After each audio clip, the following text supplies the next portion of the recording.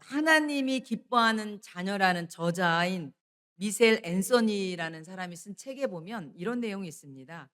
이분이 미국의 아름다운 와인의 도시로 알려진 캘리포니아의 테메쿨라로 한번 가봤다고 합니다. 저도 처음 들어봤는데 여러분 캘리포니아는 많이 들어봤죠? 캘리포니아 건포도 들어봤는데 그곳에 이제 테메쿨라라는 곳이 있는가 봐요. 근데 그곳에 가면 정말 방대한 포도나무 밭이 쫙 펼쳐져 있답니다. 근데 포도나무 밭이 아주 끝도 없이 펼쳐져 있는데 근데 이분이 이제 평소에 포도원 비유와 열매 맺는 것이 정확한 의미가 늘 궁금했었다고 합니다. 그런데 이분이 이 테메쿨라라는 곳에 가서 그 자신의 모든 궁금증을 아주 환상적으로 해결했다고 책에 써 있는데 그게 뭐냐면 그분이 이제 그곳에 딱 도착했을 때 길 한편에 너무나 완벽해서 모조품처럼 보이는 아름다운 포도나무가 있었다는 거예요. 근데 그 포도나무에는요.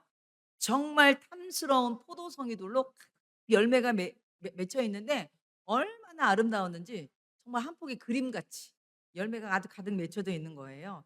그리고 그 포도 열매들이 너무너무 근사했다고 합니다. 그런데 그 포도나무 아래에 누군가 나무판에다가 이런 글귀를 써 놨대요. "내 안에 거하면 열매를 많이 맺나니." 이렇게 써 있는 거예요. 그러니까 포도나무에 주렁주렁 매달려 있는 그 열매 밑에다가 오늘 요한복음 15장 5절 말씀을 쓴 거죠. "내 안에 거하면 열매를 많이 맺나니." 이렇게 쓴 거예요. 그런데 반대편에 길 맞은 반대편에는 또 시든 나무가지 하나가 덩그러니 서 있는데 그것은 아주 생명도 없고 잎사귀도 말라 죽어서 정말 애처롭게 보였대요. 홀로 남은 추한 나뭇가지는 아무 쓸모가 없어 보였는데 그 나뭇가지 밑에도 나무판에 글씨가 써 있는데 뭐라고 써 있냐면 "나를 떠나서는 너희가 아무것도 할 수 없음이라." 이렇게 써 있더래요. 여러분 이 저자가 그거를 보면서 그것이 아주 훌륭한 시각적인 메시지로 마음에 와닿은 거죠. 여러분 제가 처음에 한번 그 포도나무를 잠깐 보여줘 볼까요? 열매 많이 맺은 거. 저 한 송이예요. 저거는 거기에 있는 포도나무는 아니지만 제가 어떤 포도일까 한번 생각하면서 준비한 건데 저 한 송이예요. 사천 송이가 매달렸대요. 사천 송이가. 그러니까 여러분 내 안에 거하면 열매가 저렇게 많이 맺는다는 거죠. 그런데 반대로 시든 포도나무 보여줘 보세요. 여기 보면 동그라미가 이렇게 돼 있잖아요. 이게 뭐 잘려나간 나뭇가지예요 이게. 그랬더니 포도가 열매가 시들시들하고 가지가 어떻게 다 말라 비틀어보죠. 그러니까 "나를 떠나서는 너희가 아무것도 할 수 없음이라." 뭐 이런 게 아닐까. 제가 나름대로 한번 자료 화면을 준비를 해 봤는데 어쨌거나 이 저자는요. 이거를 보면서 '아 그렇구나. 예수님께 있는 포도나무 열매랑 예수님께 떨어진 포도나무 가지의 그 모습을 보면서 신앙적으로 큰 유익을 얻었다는 그런 얘기를 제가 읽어 봤습니다. 여러분 오늘 본문 말씀도 우리 예수님께서 이제 체포되어서 십자가에 지시기 전날 밤 바로 목요일이죠. 내일이면 예수님이 체포당하고 그리고 인제 십자가에서 십자가를 지셔야 되는 거거든요. 근데 오늘 마지막 밤에 예수님께서 제자들에게 하신 마지막 고별 설교 중에 한 부분입니다. 오늘 포도나무와 이 가지 비유는요. 예수님께서는 바로 제자들에게 얼마나 많은 말씀을 하고 싶었겠습니까? 특별히 예수님께서 이 포도나무 이 비유는요. 마지막 예수님이 비유로 하신 말씀이거든요. 이 포도나무는요. 이스라엘 백성에게는 아주 친숙한 포도나무입니다. 그런데 우리 예수님께서 이 포도나무 비유를 통해서 바로 제자들에게 예수님이 하고 싶은 그 말씀을 오늘 전하고 있는 것입니다. 여러분 이 말씀을 통해서 예수님은 어떤 말씀을 하고 싶었을까요? 아마도 이제 예수님이 체포당하고 예수님이 이제 십자가에 죽으시잖아요. 그러면서도 나중에 이제 제자들에게 오는 여러 가지 어려움이 있겠죠. 환란이 있겠죠. 그 가운데서 이 제자들에게 주님과의 관계를 놓치지 않고 그리고 믿음을 지키도록 격려하면서 주신 말씀이 오늘 포도원 비유의 말씀입니다. 그러면 우리가 포도원 비유의 말씀을 통해서 예수님께서 제자들에게 하고 싶었던 그 말씀을 우리가 같이 말씀을 통해서 알아보려고 합니다. 오늘 15장 1절 말씀에 보니까 "나는 참 포도나무요 내 아버지는 농부라." 이렇게 되어 있습니다. 오늘 여기 보니까 예수님이 뭐라고 그래요? "나는 참 포도나무요 이렇게 되어 있죠. 여러분 여기서 보면 참이라는 것은요 헬라어로 알레티네인데 이게 무슨 말이냐면 참이라는 것은 여러분이 알고 있는 어떤 거짓, 뭐 거짓의 반대인 진실 우리가 이렇게 알고 있잖아요. 근데 그것의 수준을 뛰어넘어서 여기서 참이라는 것은 뭐냐면 바로 불완전하고 그림자에 대비되는 완전하고 바로 실체이신 분 이것을 얘기하는 거예요. 쉽게 얘기해서 참 포도나무란 뭐냐? 예수님이 완전하시고 그리고 실체인 그분에 대해서 말씀하고 있다는 거예요. 왜 그 말씀을 하셨냐면 이사야 5장 2절 말씀에 보니까 땅을 파서 돌을 제하고 극상품 포도나무를 심었도다. 그중에 망대를 세웠고 또 그 안에 수틀을 팠도다. 좋은 포도 맺기를 바랬더니 들포도를 맺었도다. 이렇게 돼 있습니다. 이게 무슨 말이냐면 이 말씀은요. 하나님께서 이스라엘 백성에게 지금 하시는 말씀이거든요. 하나님께서 이스라엘 백성을 포도나무로 지금 비유하고 있어요. 그런데 포도나무로 비유하시면서 그들을 포도나무를 극상품 포도나무를 심었는데 오늘 그들이 맺은 열매는 뭐라는 거죠? 들포도를 심었다는 거예요. 우리 예수님께서 우리 그 말씀을 하시면서 바로 이스라엘 백성에게 하나님이 기대하셨건만 그들이 맺은 열매는 들포도였지만 이제 참 포도나무이신 예수님께서 바로 하나님의 뜻을 이루면서 바로 그분이 바로 생명의 포도나무가 되신다는 것을 오늘 말씀하고 있는 것입니다. 그래서 예수님께서 이스라엘 백성이 들포도를 맺었다면 예수님이 참 포도나무가 되어서 생명의 열매를 맺는다는 것을 오늘 말씀하고 있는 것입니다. 그래서 오늘 예수님께서는 바로 나는 참 포도나무요. 내 아버지는 농부라 이러면서 자기 자신에 대해서 선언하고 있는 것입니다. 그런데 여러분 여기 보니까 내 아버지는 지금 뭐라고 그랬어요? 농부라고 그랬어요. 농부. 여러분 포도나무가 열매를 맺는 데 있어서 농부의 역할은요 아주 절대적입니다. 그렇죠? 여러분 농부의 손질이 어떻게 다느냐 따라서 포도나무의 열매가 달라지죠. 그래서 여러분 오늘 이 농부는요 이 포도나무가 열매를 바로 포도나무의 가지가 열매를 맺게 하기 위해서 바로 이 농부가 여러분 그 손길을 바로 이 가지에게 열매를 맺도록 손길을 보내는데 그게 15장 2절입니다. 보세요. 무릇 내게 붙어 있어 열매를 맺지 아니하는 가지는 아버지께서 그것을 제거해 버리시고 무릇 열매를 맺는 가지는 더 열매를 맺게 하려 하여 그것을 깨끗하게 하시느니라 이랬거든요. 오늘 말씀해 보니까 가지는 누구예요? 당연히 예수님의 지금 말씀을 듣고 있는 제자들. 그리고 오늘 이 시간 하나님의 말씀을 듣고 있는 우리들이 포도나무 가지에 해당되죠. 그죠? 예수님은 포도나무시고. 그런데 지금 예수님께서 뭐라고 그래요? 가지에는요, 두 종류가 있대요. 어떤 종류요? 첫 번째는 열매를 맺는 가지가 있고, 열매를 맺지 못하는 가지가 있다는 거예요. 그 가지에 따라서 농부가 하시는 일이 달라진다는 것을 오늘 말씀하고 있어요. 그러면 첫 번째, 바로 15장 2절 다시 보면, 무릇 내게 붙어 있어 열매를 맺지 아니하는 가지는 아버지께서 그것을 어떻게 버린대요? 제거해 버리신대요. 바로 열매를 맺지 못하는 가지는 농부이신 아버지께서 제거해 버린다는 거예요. 여러분 근데 여기 보면 제거해 버린다는 헬라어는요. 아이레인인데 아이레이 뜻이 뭐냐면 첫 번째는 들어 올리다라는 뜻이고요. 두 번째는 제거하다, 치우다 이런 뜻이 있어요. 그런데 오늘 본문에 열매 맺지 못한 가지를 아버지께서 제거하신다는 이 의미에는요. 이 두 가지의 뜻이 다 있어요. 첫 번째 어떤 뜻이 있다고 그랬죠? 들어 올리는 거. 그리고 두 번째는 뭐예요? 정말 잘라서 제거하는 거. 그러면 첫 번째 바로 예수님께서 오늘 바로 이 열매 맺지 못하는 가지를 들어 올리는 거에 대해서 제가 설명을 하려고 합니다. 여러분 오늘날에는요. 포도나무를 재배할 때 포도 덩쿨을 위해서 어떻게 합니까? 기둥을 세우고 철조망을 세우고 격자 구조를 올려서 포도 넝쿨들을 다 올리잖아요.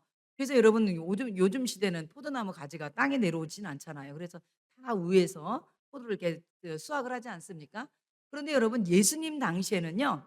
여러분 포도나무 특징이 뭐예요? 길게 가지가 어떻게 해요? 그냥 뻗듯이 이렇게 자라잖아요. 그러다 보니까 땅 위에 기어가는 것처럼 그냥 그대로 내비두면 이거를 오늘날처럼 높이 올려서 이렇게 철사나 이런 격자무늬 위에다 이렇게 올리면 되는데 그게 아니라 그냥 이렇게 키우다 보니까 가지가 바닥에 그냥 기어가듯이 이렇게 퍼져 버리니까 어떤 일이 생기냐면 이 우기 때 보면 가지가 땅에 닿는 가지는 어떻게 되겠어요? 그것이 가지가 썩어 버리는 거예요. 그리고 또 건기 때는 어떻게 되냐면 그 가지에서 뿌리가 나와 갖고서 그냥 제대로 본체에서 본 나무에서 열매를 공급을 받지 못하다 보니까 열매를 맺지 못하게 되고 그리고 그러다 보니까 성장도 제한이 있는 거예요. 바로 이때 그 여러분 그 땅바닥에 닿는 그 가지를 농부가 그럴 때 어떻게 하냐면 이런 텃밭처럼 생긴 어떤 돌이나 이런 나무 같은 이런 걸 어떻게 하냐면 이걸로 어떻게 해요? 보여주는 거예요. 그럼 가지가 들리겠죠. 바로 이때 사용하는 게 뭐예요? 들어 올리다. 들어 올리면 바로 이 가지가 햇볕도 잘 받게 되고 그리고 또 열매를 잘 맺게 된다는 거죠. 그래서 여러분 첫 번째 여기서 아이디어는요. 바로 열매 맺지 못하는 가지를 제거한다는 건 뭐냐면 들어 올린다는 거예요. 이건 뭐예요? 열매가 잘 맺을 수 있도록 그것을 고이 고이 고 저기 이렇게 고쳐 주 이렇게 고임을 해 준다는 거죠. 여러분 이것은요. 오늘날 우리에게 적용된다면 하나님께서는요. 오늘날도 우리의 삶에 사람을 통해서 그리고 환경을 통해서 그리고 어떤 일을 통해서 여러분 한 사람 한 사람의 신앙을 그 말씀을 통하여서 여러분의 신앙을 어떻게 해요? 들어 올리신다는 거예요. 바르게 자라갈 수 있도록 여러분을 하나님 목회자를 통해서 그리고 신앙에 또 연배 있는 사람들을 통해서 권면해 주고 그리고 또 바른 길로 또 인도해 주고 이러면서 여러분을 들어 올려 주시는 거예요. 바로 그 역할을 한다는 거죠. 그런데 그럼에도 불구하고 그 가지가 열매를 맺지 못할 때는 그 가지를 어떻게 한다는 거죠? 제거해 버리신다는 거예요. 그래서 15장 6절 말씀에 보면 사람이 내 안에 거하지 아니하면 가지처럼 밖에 버려져 마르나니 사람들이 그것을 모아다가 불에 던져 사르느니라 그랬어요. 이게 무슨 말씀이에요? 바로 예수 그리스도를 거부하는 사람들의 영적 상태를 보여주는 것으로 이건 뭐냐면 바짝 말려진 나무까지는 아궁이에 던져질 것만 여러분 기다리는 것처럼 마지막 심판의 상태에 놓여 있는 것을 얘기하고 있는 것입니다. 여러분 그렇기 때문에 바로 예수님께서 오늘 말씀하시는 거는 바로 들어 올려 줌으로 인해서 우리의 신앙이 바로가게 하기도 하지만 여러분 여전히 주님을 거부하는 사람은 정말로 제거됨으로 인해서 마지막 심판의 대상이 될 수밖에 없다는 것을 얘기하고 있는 것입니다. 그리고 요한복음 오늘 15장 2절에 다시 보면 바로 열매 맺는 가지에 대해서는 예수님이 어떻게 하시냐면 무릇 열매를 맺는 가지는 더 열매를 맺게 하려 하여 그것을 깨끗하게 하시느니라 이렇게 되어 있어요. 여러분 깨끗하게 한다는 것은 여러분 이거는 무슨 말이냐면 가지치기. 가지치기가 뭔지 아시죠? 여러분 농사에 포도나무 농사 중에서 가장 중요한 게 뭐냐면 가지치기입니다.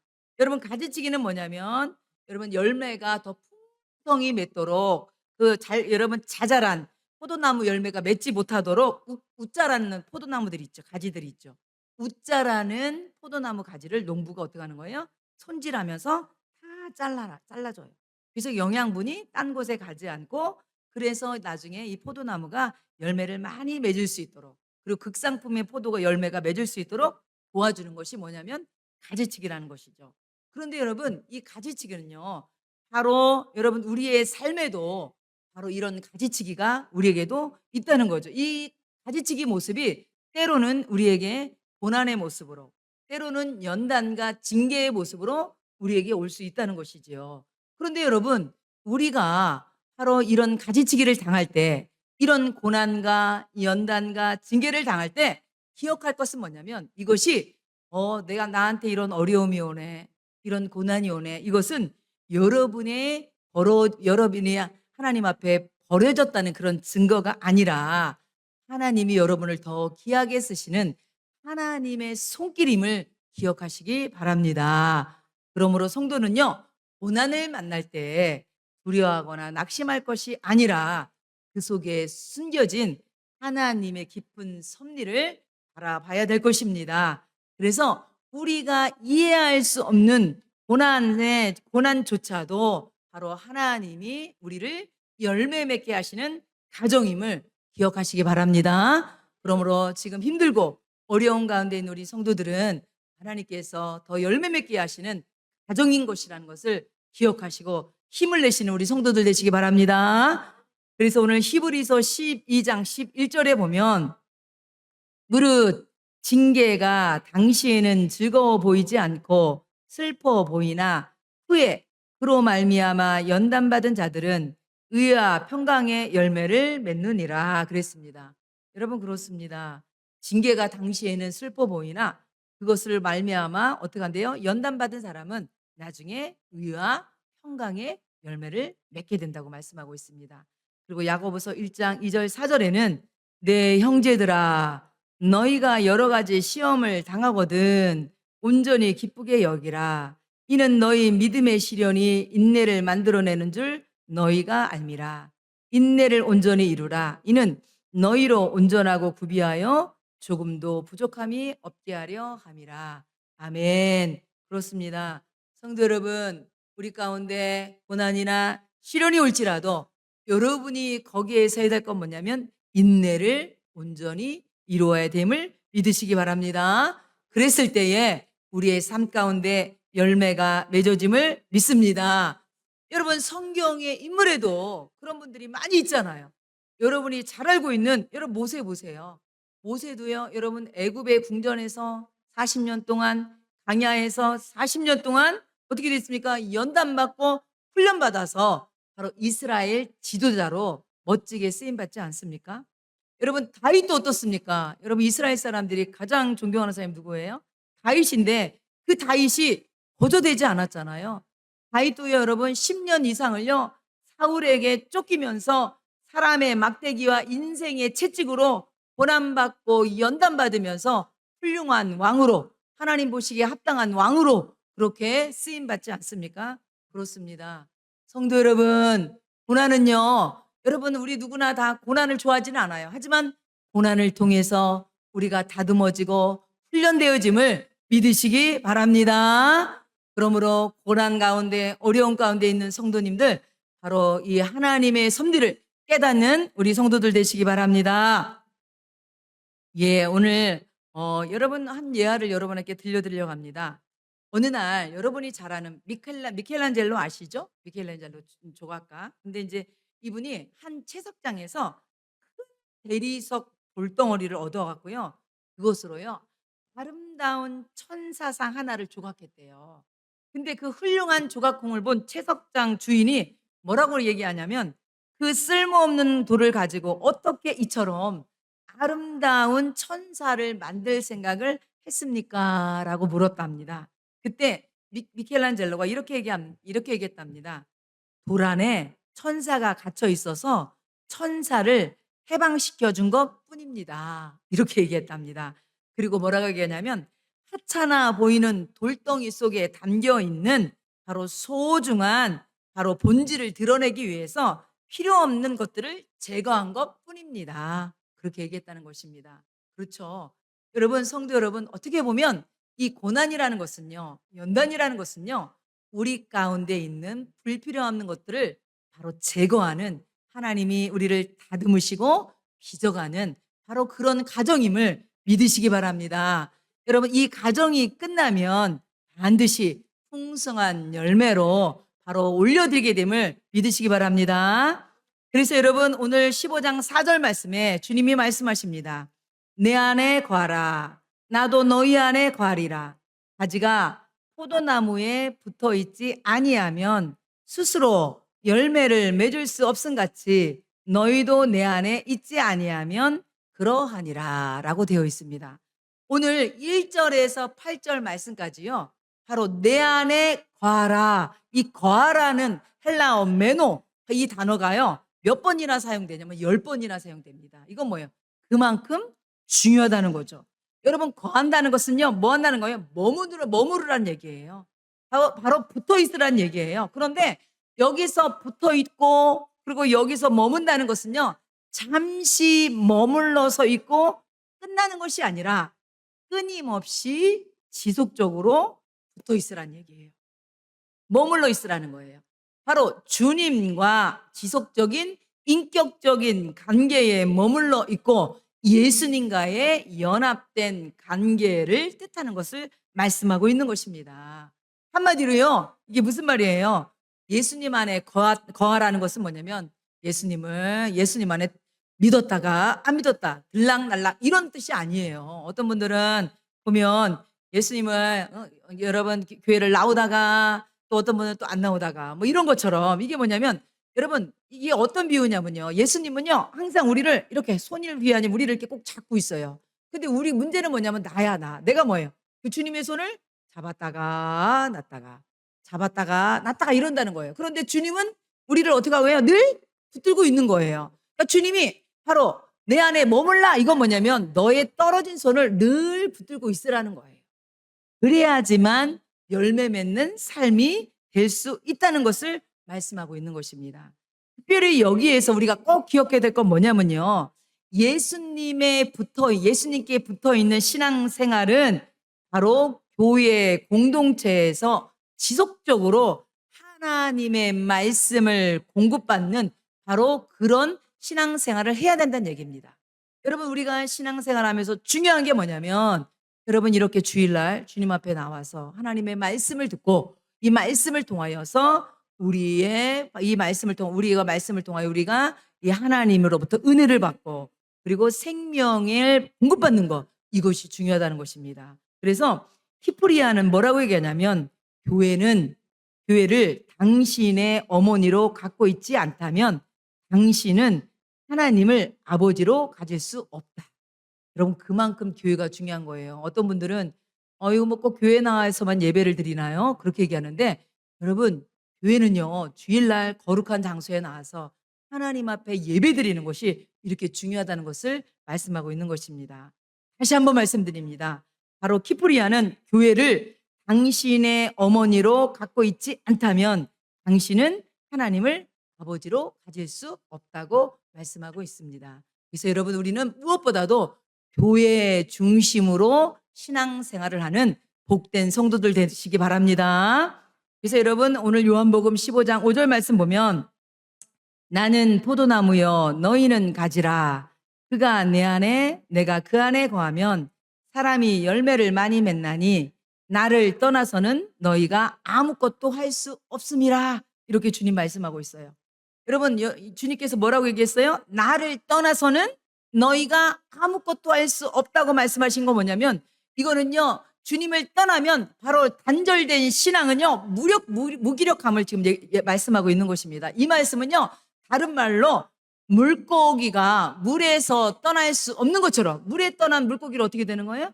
죽는 것처럼 바로 포도나무에 이 가지가 매달려 있을 때만이 열매를 맺을 수 있는데 이 가지가 포도나무에 떨어지면 아무것도 할 수 없다는 거 말씀하고 있는 거예요. 그래서 여러분 오늘 15장 8절 말씀 보면 너희가 열매를 많이 맺으면 내 아버지께서 영광을 받으실 것이요 너희는 내 제자가 되리라 말씀하고 있습니다.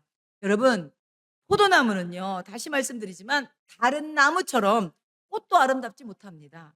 그리고 포도나무는요 나무가 여러분 곧지도 않아요. 여러분 포도나무 보셨잖아요. 포도나무는요 비틀기도 하고 구부러져 있습니다. 그래서 목재로도 전혀 사용할 수가 없습니다. 포도나무를 심는 목적은 단 하나. 이거는요 좋은 목재를 얻기 위함도 아니고 조경수로 사용하기도 아닙니다. 단지 뭐예요? 오직 열매를 위해서 포도나무를 심는 겁니다. 바로 열매를 맺을 때만이 포도나무는 그 가치가 있다는 것입니다. 그래서 여러분 에스겔 15장 2절 3절 5절에 보면 이렇게 말씀하고 있습니다. 사람아 포도나무 곧 살림 가운데 있는 그 덩굴이 다른 모든 나무에 비해 나은 점이 있느냐? 거기에 무슨 물건을 만들 목재가 나오느냐? 그것으로 나무 못을 만들어서 무슨 물건을 거기에다 걸어둘 수 있느냐? 그 포도나무가 온전할 때에도 무슨 물건을 만드는 데 쓰일 수 없거늘 하물며 그것이 불에 타고 그을렀으니 무슨 쓸모가 더 있겠느냐. 여러분 이게 무슨 말씀하는 거예요?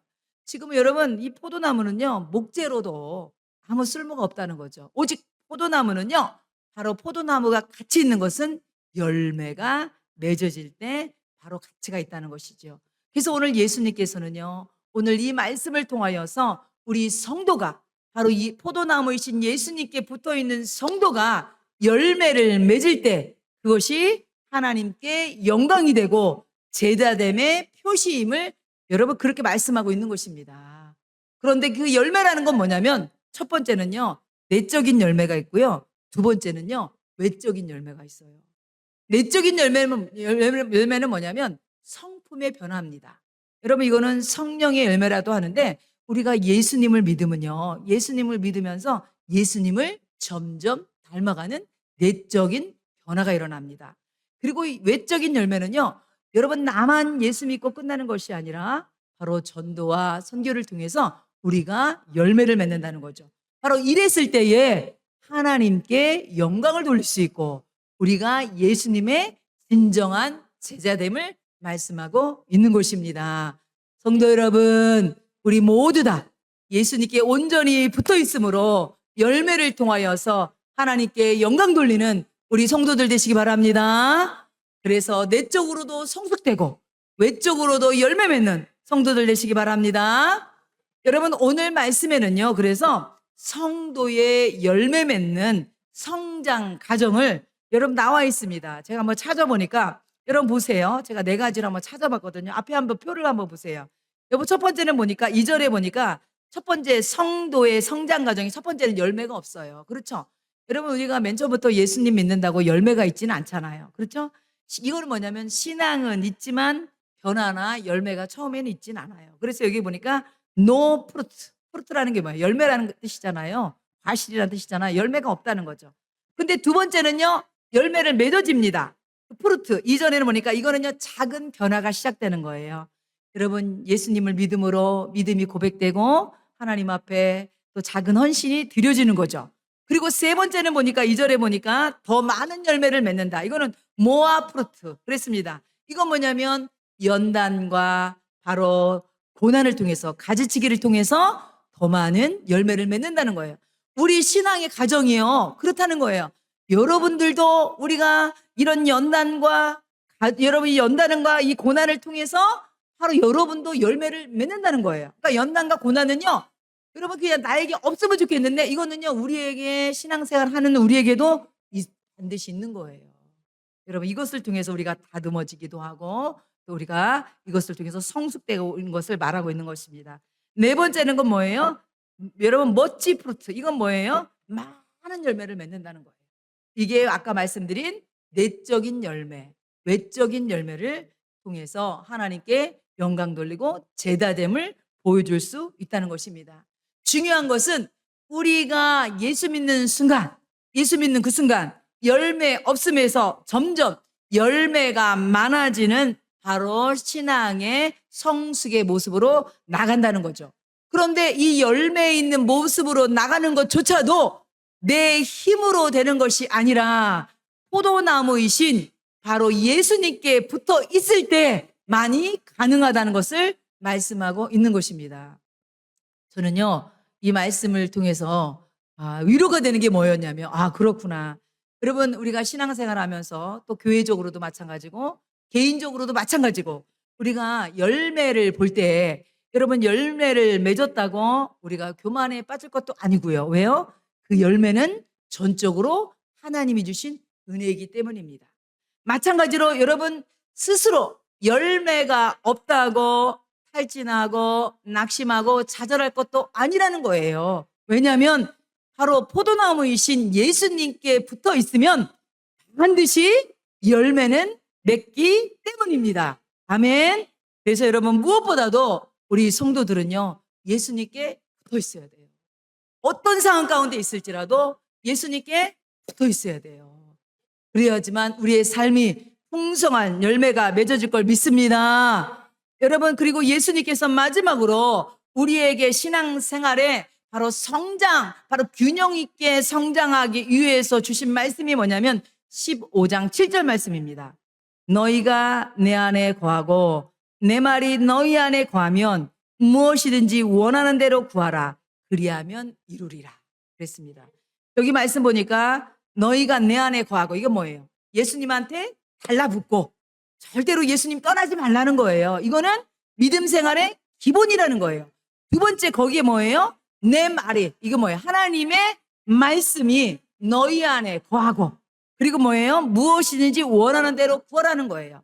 우리가 신앙생활의 기본은 뭐냐면 주님께 붙어 있으면서 말씀과 기도로 여러분 믿음 생활을 해야 된다는 얘기입니다. 그랬을 때에 여러분 말씀을 붙들고 기도할 때에 하나님의 살아계심도 경험하는 놀라운 바로 응답을 우리가 받는다는 것을 말씀하고 있음을 믿으시기 바랍니다. 그래서 오늘 예수님께서 우리 성도에게 특별히 기도에 대해서 말씀하고 있는 것입니다. 여러분, 제가 오늘 여러분에게 한 예화를 들려주고 합니다. 저도 이분의 간증을 들으면서 너무 많이 은혜를 받아서 우리 성도들에게 들려줘야 되겠다 싶어서 제가 오늘 이 말씀을 준비해 봤습니다. 오늘 여러분은 들어봤는지 모르겠습니다. 마케팅 전문가 조서한 대표라고 혹시 들어보셨어요? 장로님이신데요. 이분 얘기를 잠깐 들려드릴게요. 이분은요, 청양 시골에서 태어났는데 이분이 장교가 되기 위해서요, 육군 3사관 학교에 들어갔답니다. 이곳에 졸업하고 나서 이분이 육군 소위로 임관하게 됐는데 훈련받는 도중에 잘못된 수리탄을 던지다가요, 이 수리탄이 머리 위에서 터진 거야. 그래갖고서 이 터리면서 오른 팔이 잘려나가고요. 그리고 등에 아주 그냥 이 조각들이 조각들이 벌집처럼 박혀 있었고, 머리에도 이걸 뭐라고 그러죠? 철모. 이 단단한 철모를 썼는데도 불구하고 이 파편이 뚫고 들어가 갖고서 24개의 파편이나 이게 박혔었다고 하더라고요. 이런 상황 가운데 이 사람이 살아난 거예요. 그랬는데 이 상황 가운데서 살아났는데 이분이 하는 말이, 차라리 그때 죽었으면 얼마나 좋았을까. 왜 그러냐면 여러분, 오른손을 잘려버렸죠. 또 직업도 잃어버렸죠. 꿈과 소망도 잃어버렸죠. 차라리 죽는 게 나을 뻔했는데, 이런 상황 가운데 뒤돌아보니까 그 죽을 수만, 이 수리탄이 조금만 앞으로 터졌거나 방향만 삐뚤어졌어도 자기는 죽었을 거예요. 다 완전히 분해돼 갖고 죽었을 텐데 이게 여기서 떨어지는 바람에 자기가 살았다는 거죠. 그러면서 하나님께서 그때 나를 살려주신 분이 하나님이라고 고백을 하더라고요. 그러면서 이분이 이제 병원에 온몸을 붕대로 칭칭칭칭 다 감고 이제 병원에 있었는데 이분에게 여자친구가 있었대요. 그런데 이런 모습으로, 더구나 오른손이 잘린 상황에서 이런 모습으로 여자친구를 만날 수가 없었는데 그래도 헤어지기 전에는 한 번은 봐야 되겠다 싶어서 이런 모습으로 여자친구한테 연락을 했다고 합니다. 근데 여자친구가 면회가 왔는데 보니까 이제 못 찾은 거죠. 그러다가 이제 눈이 서로 마주쳤는데 남자친구가 이미 뭐 온몸에 붕대를 칭칭칭 감고 있었던 거죠. 근데 여자친구가 다쳤다는 얘기는 들었지만 이런 상황인 걸 모르는 거죠. 그래서 서로 아무 말 없이 30분 동안 쳐다봤답니다. 그리고 나서 이분이 정말 두렵고 떨리는 마음으로 그렇게 이제 얘기를 했다고 합니다. "아직도 나 사랑하냐고." 그랬더니 이 여자친구가 아무 말도 안 하고 고개를 2번 끄덕끄덕 하더라고 합니다. 그래서 이분이 하시는 말씀이 그때처럼 행복한 적이 없었대요. 불행이 깊이만큼 행복을 느낀다고 그때처럼 모든 것을 다 얻은 것처럼 기쁜 적이 없었다고 합니다. 그런데 여러분, 그 여자친구가 여자친구의 아버님이 이 두 사람의 결혼을 반대를 했대요. 당연하죠. 여러분, 손이 한 쪽이 없고 정말 미래가 없는 이 사람에게 누가 딸을 주겠습니까? 반대를 했는데 이 여자친구가 신앙이 그렇게 좋았대요. 그래서 둘이 이제 결혼하면 교회도 다니기로 약속을 하고 아버지를 설득해서 결국은 이제 결혼을 했다고 합니다. 그래서 이제 오른손에 위수를 차고 왼손으로 이제 글씨 쓰는 연습을 다시 하고, 이분이 '내가 무엇을 해서 먹고 살아야 될까?' 이래서 '아, 내가 교수를 해야 되겠다.' 그래서 영문과를 다시 들어갔대요. 그랬는데 이 영문과를 들어가서 공부하는 과정에 아기를 2명이나 낳은 거예요. 그래서 이제 교수의 꿈도 접어버리고 그래서 이제 졸업을 해서 이제 취업을 하게 됐는데, 취업을 하려고 여기저기 이력서를 많이 넣고 면접을 봤는데 오른손이 없다는 이유로 계속 면접에서 떨어지는 거예요. 너무너무 절망스럽고 너무너무 좀 좌절감이 들더래요. 근데 어느 날 좋은 아이디어가 생각났는데 '아 그렇다. 내가 국가 유공자라는 것을 거기에 쓰지도 말고 내가 오른손이 없다는 것도 이야기하지 말고 왜 그냥 위스를 이렇게 끼니까 내가 그렇게 그냥 면접을 봐야 되겠다.' 이래 갖고서 인제 애경 그룹에 이제 면접을 이제 보게 돼서 이제 면접관 7 명이 쫙 앉아 있는데 면접을 보는 과정에 이런 얘기 저런 얘기를 쫙 묻다 보니까 자기가 오른손이 없다는 것을 이제 밝혀지게 된 거예요. 그러자 면접관 7 명이 쫙 앉아 있었는데 그 자리에서 뒤도 안 돌아보고 그냥 나가라고 그러더래요. 그래 갖고 이 사람이 너무너무 절망스러워서 거기서 나오면서 전철을 타고 집에를 와야 되는데 전철이 막 오는데 그냥 거기서 떨어져서 죽고 싶더래요. 그랬는데 갑자기 자기 사랑하는 아내가 생각나고 자녀들이 생각나서 '내가 이대로 되면 안 되겠다.' 싶어 갖고 다시 애경그룹 그 면접관 장소를 뛰어갔대요. 뛰어가고서 그 면접관들 있는 7명 쫙 있는 데 가서 얘기를 했답니다. 황당하게 뭐라고 했냐면 "누구나 두 손이 있지만 글씨는 한 손으로 쓰지 않냐."고. "나도 한 손으로 글씨 쓴다. 그리고 나는 한 손밖에 없기 때문에 누구보다도 책임감도 더 강하고 더 열심히 살아야 되겠다는 마음도 있다. 일을 사람이 일하는데 손으로만 일하는 게 아니다. 머리와 가슴으로 일하지 않느냐. 나는 국가와 민족을 위해서 기꺼이 내 손을 바쳤는데 여러분의 자식은 군대 가지 않느냐. 그리고 여러분 자식 중에도 이러지 않는 법이 있느냐. 여러분 혹시 나 같은 사람이 더 오더라도 그렇게 하면 안 된다. 이렇게 얘기하고 탁 나오려고 한 거예요. 그랬더니 거기 면접관 중에 가운데 있는 여자 한 분이 딱 그러더래요. 전공이 뭐냐고 물어보더래요. 전공이 뭐예요? 그래서 영어를 전공했습니다. 그랬더니 그러면 영어도 잘하겠네요. 그러면 당신이 지금까지 한 얘기를 영어로 말해 보세요. 이렇게 얘기를 하더래요.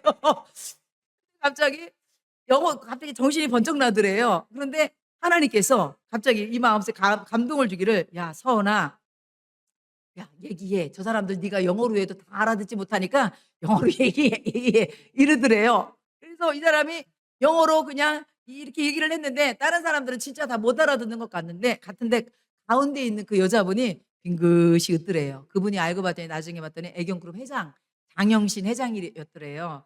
그러더니 이분이 그렇게 하더래요. "알았어요. 나 혼자 뽑는 거 아니니까 집에 가서 기다리세요." 이랬는데 그다음 날 연락 오기를 합격을 했다는 거죠.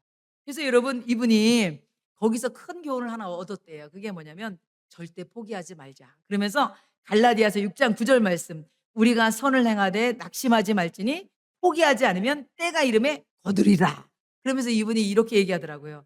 자기는요 가장 좋은 대학이 뭐냐면 들이대 대학이래 들이대. 이게 뭐냐면 안 돼도 들이대는 거.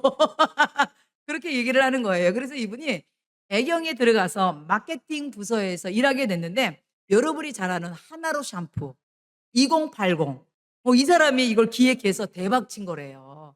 그래서 여러분 이분이 나중에는요 KT 부사장까지 가게 되고요. 그리고 이분이 2010 년에 중국의 화장품 이제 회사를 중국에서 화장품 회사를 차리게 됐대요. 그런데 여러분 이미 중국에서 2010 년에 화장품 회사를 차릴 때는 이미 너무 늦었대요. 왜 그러냐면 다른 나라에서 이미 다 중국에서 다 들어가 있는데 너무 꼴찌로 들어간 거예요. 그런데 이분이 중국말도 몰라요. 중국 문화도 몰라요. 어떻게 보면 인간으로서는요. 어떻게 할 수 있는 방법이 없더래요. 그때 이분이 깨달은 게 뭐냐면 그렇게 되니까 하나님을 찾더래요. 이 내 힘으로 할 수 없으니까 그동안은 아내 때문에 교회를 다니긴 다녔지만 그전까지는 형식적으로 그냥 다닌 거야. 근데 본인이 죽게 생겼으니까 자기 힘으로 승승장구하다가 아주 바닥을 치게 생긴 이 상황 가운데서 이제 하나님을 본인이 찾게 된 거예요. 그래서 이분이 중국에서 처음으로 새벽 예배를 나가기 시작했대요. 새벽 예배를 나갔는데 그때 주신 말씀이 오늘 요한복음 15장 5절 말씀. "나는 포도나무여 너희는 가지라 그가 내 안에 내가 그 안에 거하면 사람이 열매를 맞으겠나니 나를 떠나서는 너희가 아무것도 할 수 없느니라." 이 말씀을 듣는 순간 자기 얘기를 하는 것 같더래요. 그러면서 눈물이 펑펑펑펑 쏟아지면서 앞뒤 좌우가 다 막혔는데 하나님께서 "위를 바라보라." 그러더래요. 위는 막히지 않았다는 거죠. 그래서 이때부터 이분이요 기도하면서 열심히 그냥 열심히 뛰었는데 하나님께서요 이 사업에 복을 내려 주셔서 아주 그냥 사업이 너무 잘 되는 거예요. 그래서 이분이 나중에는 목표 달성을 100% 300% 달성했다고. 그러면서 이분이 지금은 교회 장로님이 되시고 지금 마케팅 회사를 차리면서 간증하러 다니더라고요. 그렇습니다. 성도 여러분. 저는 이분의 얘기를 들으면서 그렇습니다. 어떤 상황 가운데서도 예수님을 떠나지 않고 예수님께 붙어 있으면 열매 맺을 것을 믿습니다. 예, 결론입니다. 저는요, 오늘 이 말씀을 준비하면서요, 저희 아파트 옆에는요, 포도밭이 있거든요. 제가 며칠 전에 그 포도밭에 이제 포도를 이제 잠깐 사러 갔는데 그 포도밭 주인이 이렇게 얘기하더라고요. 올해는요, 제가 열심히 준비했는데도 포도 열매가 자기 맘처럼 그렇게 흡족하진 않대. 그런데 내년에 꼭 오시래. 내년에는 포도 열매가 아주 좋을 거래. 그러면서 뭐라고 했냐면 올해 포도나무에 자기가 열심히 포도나무에 거름도 주고 포도나무를 잘 걷었다는 거예요. 그래서 나무가 좋기 때문에 내년에는 열매가 더 좋을 거라는 거야. 저는요, 그 얘기를 듣는 순간 은혜를 받았어요, 제가. 왜 그러냐면 그렇구나. 여러분, 가지는 볼품 없어도요, 포도나무가 좋으면 모든 영양분은 어디서 나오는 거예요? 포도나무에서 나오는 거예요. 여러분, 그렇습니다. 우리 한 사람 한 사람은요, 모두 불완전하지만 완전하신 포도나무이신 바로 예수님께 붙어 있을 때 온전한 열매를 맺게 됨을 믿으시기 바랍니다. 그래서 여러분, 우리의 필요한 모든 것들이 공급됨을 믿으시기 바랍니다. 그러므로 우리 사랑하는 성도들도 예수님께 온전히 붙음으로 온전히 열매 맺는 복된 성도들 되시기를 축원합니다.